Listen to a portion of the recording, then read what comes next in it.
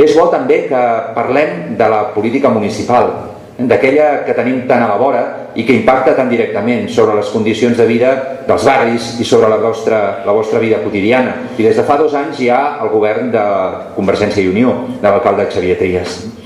Un govern que, al nostre entendre, i ara ho compartirem amb vosaltres, està fent polítiques desconnectades dels barris i de la vida quotidiana de la gent. L'Ajuntament de Barcelona és un ajuntament que té diners. No és un ajuntament que estigui escanyat financerament.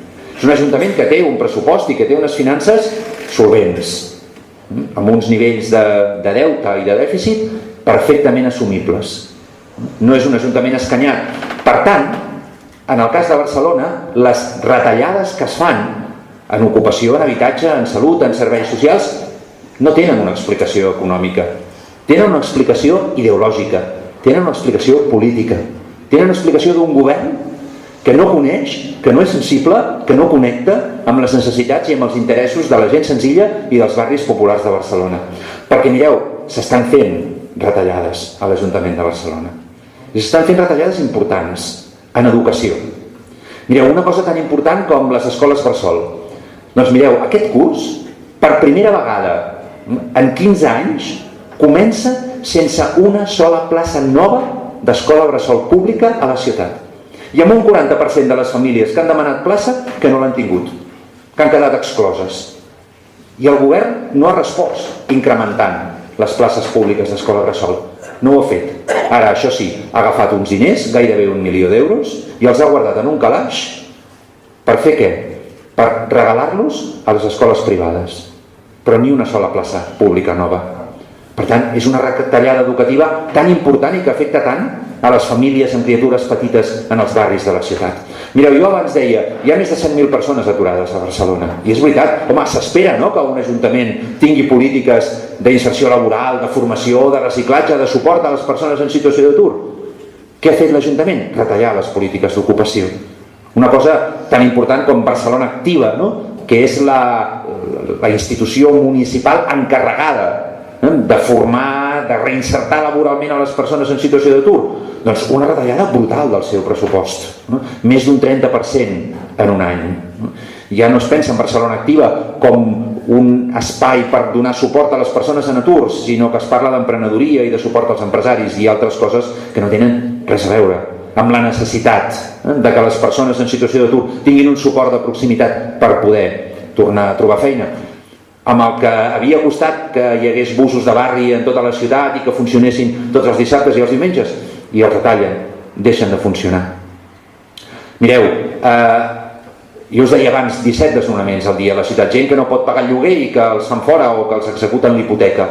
Home, seria d'esperar, no?, que l'Ajuntament, si té diners, posi com a màxima prioritat que ningú no perdi el seu habitatge i que per tant hi hagi inversió en comprar habitatges buits i a posar-los al servei de famílies en risc de desnonament. Doncs mireu, el govern de la ciutat fa una retallada brutal en polítiques socials d'habitatge.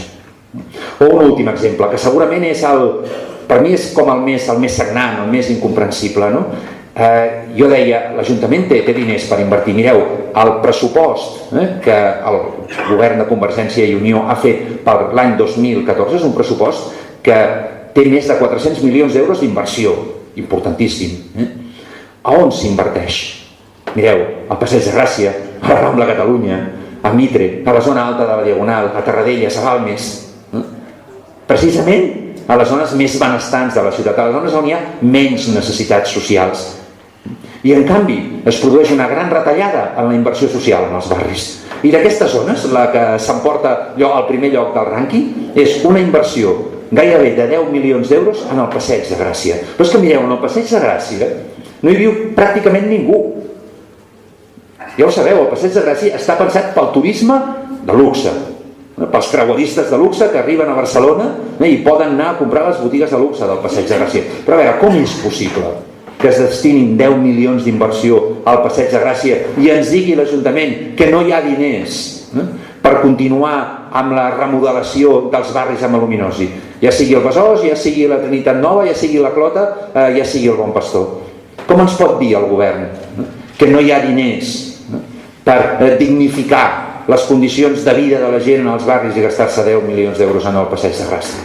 Doncs mireu, aquesta és la realitat del govern que tenim des del punt de vista de l'ús que fa dels diners de tothom per invertir a la ciutat. Res a veure amb la justícia social. És una ciutat pensada sí, pel turisme de luxe, per les zones benestants, que és una mica la ciutat que viuen i la ciutat que tenen en el cap els que avui governen. Perquè, mireu, deixeu-me que us posi un parell d'exemples i amb això ja acabaria.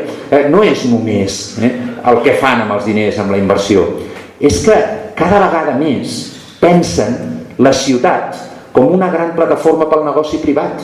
No la pensen com un conjunt de barris on s'han de millorar les condicions de vida concretes de la gent. Això que ells diuen la Barcelona marca, la Barcelona per fer negoci, i que a nosaltres no ens agrada gens, a nosaltres ens agrada la Barcelona barri, la Barcelona de la gent, la Barcelona dels barris, de la vida quotidiana, i ells pensen en la Barcelona marca, amb la Barcelona que privatitza el Port Vell per fer una marina de luxe, o que cedeix a la pressió dels hotelers per fer hotels en el centre sense cap necessitat però com a oportunitat de negoci, o la Barcelona que privatitza els serveis funeraris o els serveis d'aparcaments perquè hi ha unes grans oportunitats de negoci per determinats interessos privats que aquests sí que pressionen i davant dels quals el govern de la ciutat és molt i molt sensible. Escolteu, nosaltres, com a grup municipal, la nostra gent també al territori, consellers, conselleres, ja ho sabeu, estem treballant cada dia i ens agradaria que ens veiéssiu com una eina, com un instrument útil al servei de les vostres inquietuds, dels vostres problemes i sobretot dels vostres drets i de les vostres aspiracions. Mireu, jo ho deixo aquí i li deixo ja la paraula al Joan Coscubiela. Gràcies.